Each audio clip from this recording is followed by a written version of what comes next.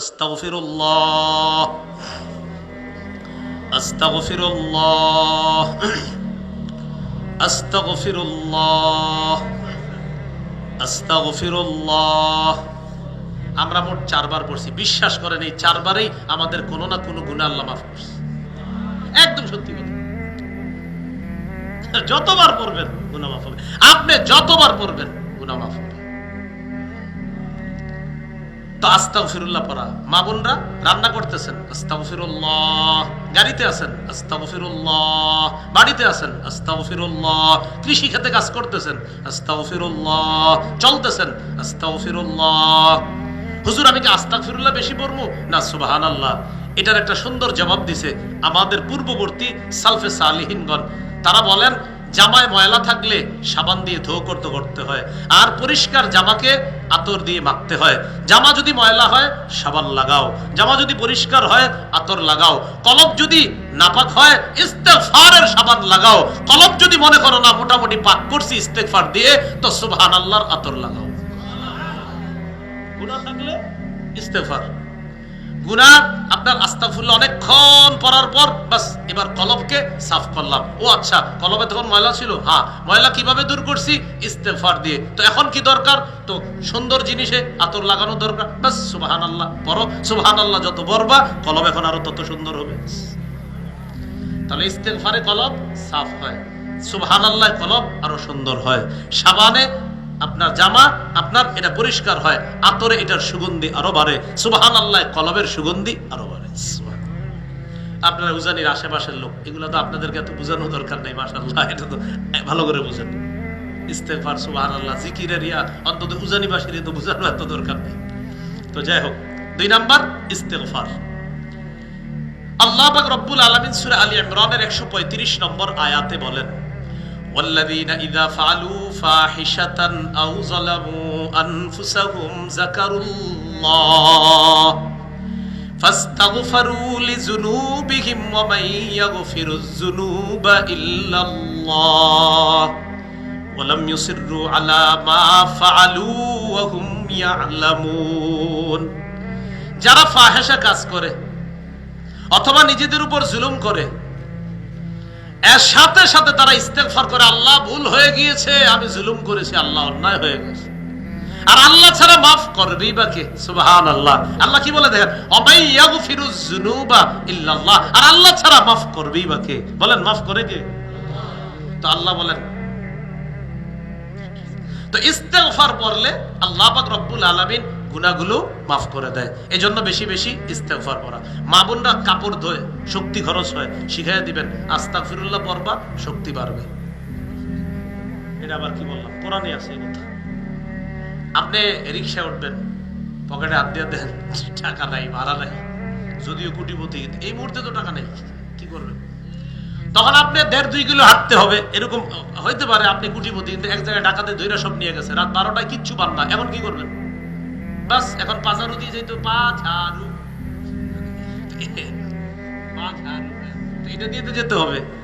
এখন আপনি কি করবেন? হাঁটতে শক্তির প্রয়োজন, বাস তখন আপনি আস্তাগফিরুল্লাহ আস্তাগফিরুল্লাহ আস্তাগফিরুল্লাহ কিছুক্ষণ ইস্তেগফার পয়রা বলবেন, আল্লাহ এবার শক্তি সঞ্চয় করলাম, এবার হাঁটি। আরো কিছুক্ষণ হাঁটবেন, হাঁটার পর আবার ইস্তেগফার পড়বেন, শক্তি সঞ্চয় করবেন। কেন? আল্লাহ কোরআনে বলছে ইস্তেগফার পাঠ করো, ইয়াজিদকুম কুওয়াতান ইলা কুওয়াতিকুম। তোমাদের শরীরে যে শক্তি আছে আমি আল্লাহ আরো শক্তি এটার সাথে অ্যাড করে দিব। আপনি কেন আপনি কষ্ট করবেন? মানে কষ্ট মানে আপনি ইস্তেগফার পড়া শক্তিটা সঞ্চয় করবেন। যেমন আমি এতক্ষণ ওয়াজ করছি, ওয়াজ থেকে নামার পর ইস্তেগফার পড়তে হবে কিছুক্ষণ, কারণ কষ্ট তো হইছে, তো ইস্তেগফার পড়বো, আল্লাহ আমার এটা ঘাটতি পূরণ করে দিব, এই জন্য শক্তি সঞ্চয় করবেন। তাহলে 2 নাম্বার ইস্তেগফার পড়লে গুনাহ মাফ হয়। সূরা নূহের মধ্যে আল্লাহ বলছে ইস্তাগফিরু রাব্বাকুম, রবের কাছে ক্ষমা চাও, ইস্তেগফার পড়ো। 1 নাম্বার উপকারিতা ইন্নাহু কানা গফফারা, আল্লাহ মাফ করেন। 2 নাম্বার ইউরসিলিস সামাআ আলাইকুম মিদরারা, আল্লাহ আসমান থেকে মুষলধারে বৃষ্টির ন্যায় রহমত নাজিল করেন। যদিও আজকে আপনারা অন্তত চাইতেছেন না যে হুজুর বৃষ্টি হোক, এখন হোক, কিন্তু সারাদিন চাইছি যেন না হোক। হ্যাঁ, মাহফিল যারা করে না, এরা শুধু দোয়া চায় বৃষ্টি যেন না হয়, আর পুরা দেশ দোয়া চায় বৃষ্টি যেন হয়। তো মাহফিল কর্তৃপক্ষ ওনারা খালি আল্লাহ আপনি কালকে দিন, আজকে দিয়ে না, এরকম, কারণ আমগো মাহফিল। তো যাই হোক, আসলে বিষয়টা এমন না, আমাদের রব বৃষ্টি দিলেও আমরা খুশি, আমাদের রব যদি না দেয় তাও বুঝতে হবে আমাদের গুনাহের কারণে রব রাগ করে আছে। আর হাদিসে আসছে বিভিন্ন অপরাধের কারণে আমাদের উপর গজব আসবে, এর মধ্যে একটা হলো রহমতের বৃষ্টি আল্লাহ বন্ধ করে দিবে, এটা আমাদের অপরাধের কারণে। বৃষ্টি এরপরেও কেন আসে? হাদিসে নবীজি বলেছেন, লাউলাল বাহাইমু লাম ইউমতারু, চতুষ্পদ জন্তুরা না থাকলে এই বৃষ্টিও আল্লাহ দিতেন না। হাঁসেরা সাঁতার কাটবে, জলহস্তিরা আনন্দ করবে, ওই পশুগুলার আনন্দ দেওয়ার জন্য আল্লাহ বৃষ্টি দেয়, বান্দাদেরকে দেয় না। কারণ বান্দাদের কিছু অপরাধে আল্লাহ এত রাগ করে, আর রহমতের বৃষ্টি দেয় না। যেই দেশে যাকাত না দেয় এই দেশেই গজব হয়। ইল্লা মুনিউল কাতরা মিনাস সামা, আসমান থেকে বৃষ্টি বন্ধ করে দেওয়া হয়। যাকাত না দেওয়ার অপরাধ যেই দেশে বেশি হয় আর কি। যে আপনার উপরে 1 লাখ টাকা যাকাত আসছে, 25,000 টাকার শাড়ি লুঙ্গি কিনা মানুষকে সিরিয়াল ধরায়া ফেসবুকে এড দিয়ে দিলেন, আলহামদুলিল্লাহ যাকাতটা আদায় করলাম। বাকি 75,000 সাপ হবে, এতে কোনো সন্দেহ নাই। ওই সাপ আপনার এখানে ফনা ধরে এসে বলবে, আনা কানজুকা আনা মালুকা, আমি তোমার সেই সঞ্চিত 75,000। যাকাত ফরজ ছিল কয় হাজার? 1 লাখ, দিছে কত? 25,000। লুঙ্গি শাড়ি দিয়ে বেড়ে দিছে, রইল কত? 75। এই 75,000 সাপ হবে, সাপ সাপ সাপ সাপ। সহিহ বুখারীর বর্ণনা, মুসসিলা লাহু ইয়াউমাল কিয়ামতি শুজাআন আকরা, বিষধর সাপে রূপান্তরিত হবে। এই সাপ এইভাবে পেঁচা গলার এইখানে আইসা আপনাকে বলবে, আনা কানজুকা আনা মালুকা, আমি তোমার মাল, আমি তোমার সম্পদ। তো বলছিলাম ইস্তেগফার বললে রহমতের বৃষ্টি আসে। গুনাহ মাফের 3 নাম্বার উপায়, আমার সাথে এটা বলতে হবে, বলেন, ক্ষমা পাওয়ার আশায় বারবার আল্লাহর কাছে ক্ষমা চাওয়া। তিরমিজির বর্ণনা 3540 নম্বর হাদিসে আল্লাহ হাদিসে কুদসির মধ্যে বলেন, ইয়াবনা আদম ইন্নাকা মা দাআউতানি ওয়া রাজাউতানি গফারতু লাকা আলা মা কানা ফিকা ওয়ালা উবালি। ও আদম সন্তান, ক্ষমার আশায় আমাকে যতক্ষণ ডাকো আমি ততক্ষণ ক্ষমা করি। আমি তোমাকে ক্ষমা করতে আমি আল্লাহ কারো পরোয়া করি না। এটা গেল 3 নাম্বার। 4 নাম্বার, রাসূলের সুন্নতের অনুসরণ করলে আল্লাহ গুনাহ মাফ করবে। সূরা আল ইমরানের 31 নম্বর আয়াতে আসছে, আল্লাহ বলেন, ইন কুনতুম তুহিব্বুনাল্লাহ, নবী আপনি বলেন যদি তোমরা আল্লাহকে ভালোবাসো, ফাত্তাবিউনি, তাহলে আমি নবীর আনুগত্য করো। তো এই যুগে নবীদের নাই, নবীর সুন্নাহের অনুসরণ করা। ইউহিব্বুকুমুল্লাহ, আল্লাহ তোমাদেরকে ভালোবাসবেন। ওয়া ইয়াগফির লাকুম যুনুবাকুম, তোমাদের অপরাধ আল্লাহ মাফ করে দিবেন। 5 নাম্বারটা বলবো, বলার আগে আমি ওয়াদা নিব, এটা একদম সহজ। 5 নাম্বার আসলে সহজ। সহজটা বলার পর কারা কারা নিয়ত করবেন যে আমল করবো ইনশাআল্লাহ। 5 নাম্বার, আজান দেওয়া। কি দেওয়া? তো আজান দেওয়া কি কঠিন? বিশুদ্ধ উচ্চারণে আজানটা শিখা এই মসজিদে চান্স দিবেন। একদিন বলবেন, হুজুর আমার একটু আজান দিয়ে দিতেন, কেন? একটু গুনাহ মাফ করে। 5 নাম্বার গুনাহ মাফের উপায় আজান দেওয়া। এজন্য মসজিদের মুয়াজ্জিন যারা, গর্বের সাথে বলবেন আমি মুয়াজ্জিন, এভাবে বললেন না মসজিদে আসি একটা দায়িত্বে আসি, মানে হ্যাঁ, মেয়ে বিয়ে দেয়, মুয়াজ্জিন যদি হয় জামাই, বলে না মুয়াজ্জিন। কেন বলেন না আপনি মুয়াজ্জিন? কোরআনে যে আল্লাহ বলছে, আমান আহসানু কাওলাম মিম্মান দাআ ইলাল্লাহ, ওই ব্যক্তির চেয়ে দামি কথা আর কার, যে মানুষকে আল্লাহর দিকে ডাকে। এই দামি কথা যার, এর মধ্যে প্রথম দামি হলেন মুহাম্মদ সাল্লাল্লাহু আলাইহি সাল্লাম। দ্বিতীয় উদ্দেশ্য এই আয়াতে, আম্মা জান আয়েশা সিদ্দিকার বর্ণনা অনুযায়ী দ্বিতীয় উদ্দেশ্য এই আয়াতে, আল মুয়াজ্জিনুন আস-সুলাহা, পৃথিবীর সব মুয়াজ্জিনদের উদ্দেশ্য। আর আপনি তো মুয়াজ্জিন, এটা মসজিদে মুয়াজ্জিন মানে কি? না, এটা দামি কাজ, এটা দামি কাজ, এটা দামি কাজ। মুয়াজ্জিনদেরকে সম্মান করবেন, মুয়াজ্জিনদেরকে সম্মান করবেন।